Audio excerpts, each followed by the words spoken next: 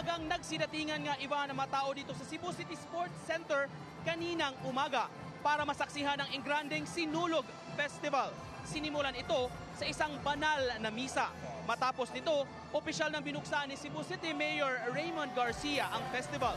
Hudyat ito ng pagsisimula na ng street dancing parade at ritual competition.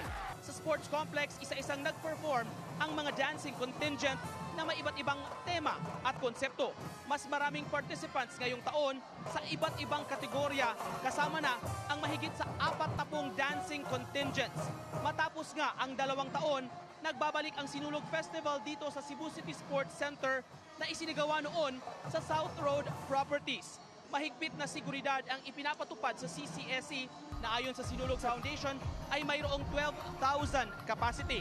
Samantala, inanunsyo ni Mayor Garcia na bukas walang pasok ang lahat ng mga mag-aaral sa lahat ng antas, elementarya, high school at kolehiyo para mabigyan ng pagkakataong makapagpahinga ang lahat matapos nga ang Sinulog Festival.